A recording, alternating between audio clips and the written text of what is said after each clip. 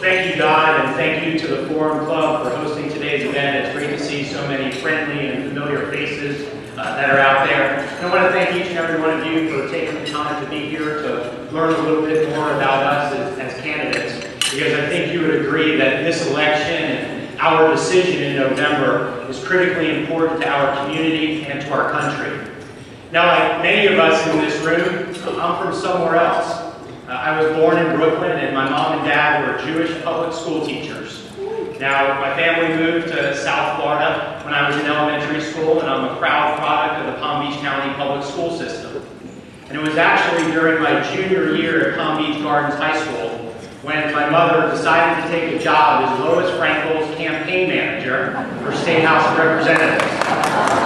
Now, yeah, that's right, my mom was Lois Frankel's first campaign manager back in 1986. And so, as a teenage Republican at the time, you can only imagine the tough negotiations at the Hasner house, me trying to get the keys to the car on Friday night when I wasn't willing to go out and help my mom and her boss putting up yard signs on Saturday morning.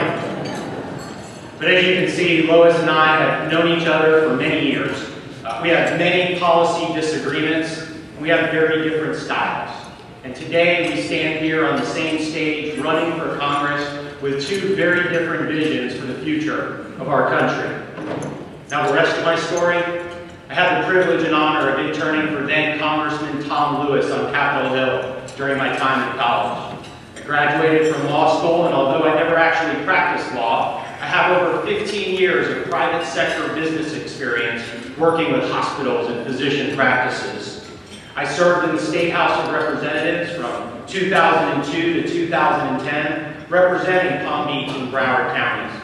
I'm very proud of what we were able to accomplish during those years for our community and for our state. We were able to recruit the Scripps Research Institute, the development of the Ocean Energy Initiative down in Fort Lauderdale, the establishment of a 4-year medical school at Florida Atlantic University.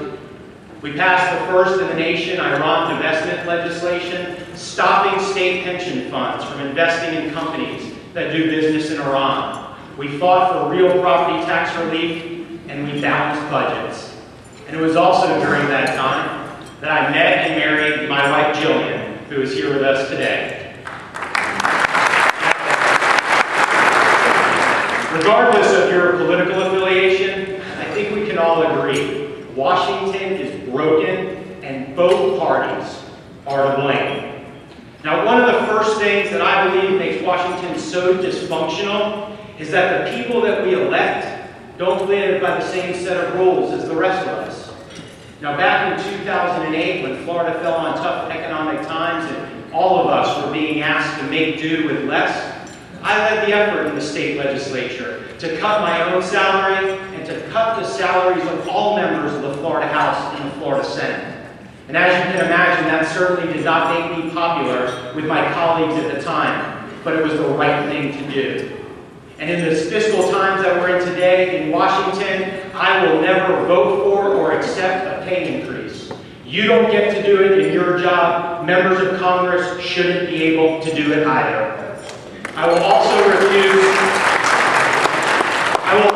refuse to accept a congressional pension, because I don't believe that taxpayers should be paying for congressional retirement benefits that are far beyond what they have access to in their private jobs and in the private sector.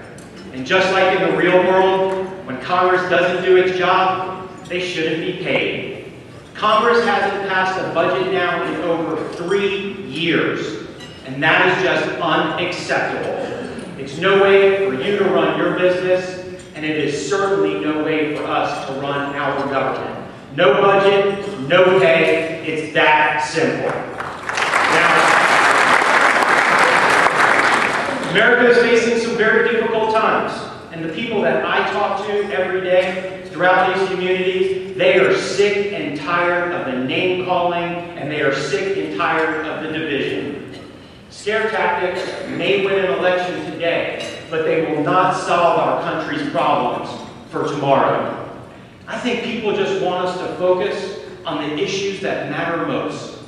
Getting America's fiscal house in order and getting America's economy moving again. And so in order to do that, we must create certainty for for small businesses so that they have the confidence to hire new employees and invest in new equipment. We need to reform our tax code to eliminate loopholes and exemptions and reduce the cost of compliance. And we must be able to eliminate the red tape and the job-killing regulations that are stifling innovation and investment. We need real solutions to our nation's healthcare challenges because there's a better approach to improving access to affordable coverage and reducing costs than the current law. Trillions in new taxes and more government regulations are simply not the answer.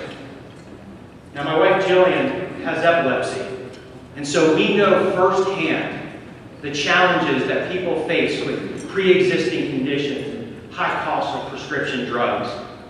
I hear from people every single day who have lost their jobs and in turn have lost their health insurance. But there's a better way to make sure that they have access to affordable coverage.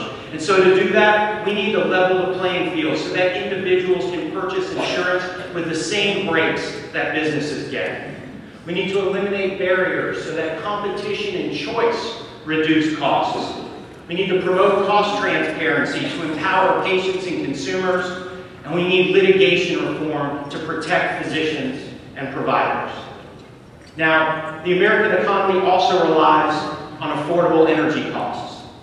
And with nearly $4 a gallon gas prices at the pump, I think each and every one of us is feeling the pain out there. But there's an energy revolution that is taking place in our country, and we must utilize these new innovative technologies for more made-in-America energy, and we can do it in a cost-effective and an environmentally responsible way. It's the right thing to do for our economy, and it is the right thing for us to do for our nation's security. And we must also get spending under control and get revenues more aligned with expenses. You see, this election, it's not about Republicans and Democrats. It's not about conservatives and liberals. This election is about math. And we can't keep spending $1 trillion more a year than we are bringing in. It is unsustainable. We now have a $16+ trillion national debt, almost the size of our overall economy. And it is stifling economic growth and job creation, and it is jeopardizing our national security. America is borrowing nearly 40 cents of every dollar that we spend, and we're borrowing it from foreign countries that don't share our values or our interests. And as the saying goes, when you have creditors, you don't control your own destiny. That is true at home, it's true in business, and it is the reality in Washington. That's the crisis that America faces. It's real, but it is also fixable. You and I have to responsibly balance our budgets at home and at work, and I believe that it's about time that Washington does the same. Now, before we can tackle a problem that is this big, I think it's important to know the facts. Over 60% of our federal budget is comprised of Medicare, Medicaid, Social Security, and entitlement spending. Yes, we have to eliminate wasteful spending and make government run more efficiently and get people back to work. Yes, we need to make smart reductions to defense spending in order to reduce budgets and do it in a way that doesn't jeopardize our security interests. But the fact is, Medicare and Medicaid costs are rising faster and faster, and they are now crowding out other areas of our federal budget. And Medicare's trust fund is going insolvent in the next decade. And with 10,000 people retiring every day and 8% healthcare inflation, it's just unsustainable. But doing nothing as some would suggest, that's what will end Medicare as we know it. And that's why I support the bipartisan plan, a plan supported by experts from both sides of the aisle that will save Medicare for those who rely on it today, like my mom, and preserve it for those who are 55 and over with no changes. Now, unfortunately, we're constantly being told what divides us, but every day I get to see what unites us. That we want our children and our grandchildren to inherit opportunities for more prosperity than we've had. And that's the story of America. a place where there's no recession of ideas. And I would be honored to serve you, and together we will put America back on the move. Thank you all very much.